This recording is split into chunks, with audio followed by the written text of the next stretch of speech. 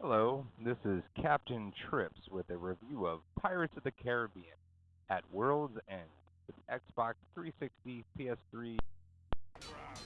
Pirates of the Caribbean is one of two games for the Xbox 360 from Disney with a teen rating. This is a very good thing. As someone who's played way too many Disney games, I was very happy to play one where I could actually kill people with a sword. Now, if only we could get Disney to implement this feature in High School the Musical. Now, you don't get to chop off people's arms and legs like you do in Dueling System. You can't cut off their heads and have blood squirt out of their necks a la GTA Vice City. But as the game progresses, you do get to learn a number of finishing moves that allows you to run people through in 17 brutal ways. The main part of the game features a very standard hack and slash system of swashbuckling, featuring the classic sword, punch, jump, grab button combos most gamers will be familiar with. The game also features a number of projectile weapons including flintlock pistols, throwing knives, grenades, and exploding barrels. Other than that, it's very much your regular old Disney platform, run around, jump across the platforms, climb the wall, and shimmy across the ledge kind of game. One of my favorite parts of the game is the dueling system, which occurs whenever you encounter a boss. It is very reminiscent of the Apple IIe game Swashbuckler, or the fencing system in the classic Sid Meier's Pirates.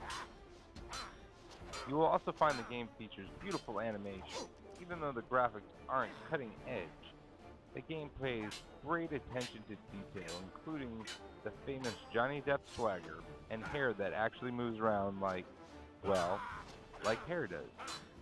There are 14 levels with plenty of extra nooks and crannies you can explore and a ton of pirate booty to track down, enhancing the replay value of the game. This is still a kid's game though. I beat the game in around 10 hours and spent another 20 hours going back and looking for treasure. For those of you who are wondering, the original movie actors do not do the voices, but the guys they got come pretty close. The story goes through the plot of the last two movies, Dead Man's Chest and At World's End, focusing more on the stuff that happens in between the scenes of the movies. If you enjoyed the movies, you'll find much of the same humor in this game that made the film so much fun. I do have one gripe about the game though.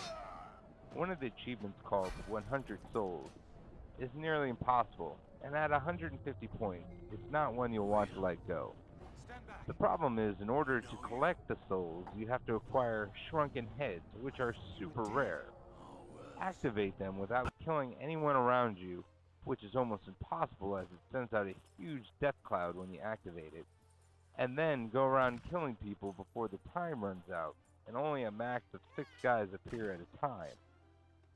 To make matters worse, you can only do it as Jack Sparrow, who only appears in certain parts of certain levels.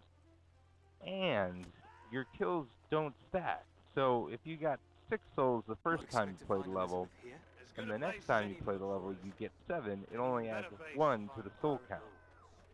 I found this achievement to be pointless, annoying, and a blight on an otherwise really fun game. This is an older game, so you can pick it up for about $5 to $10 in a bargain. Totally worth it in my opinion. If you're a pirate fan, this is definitely one for your collection.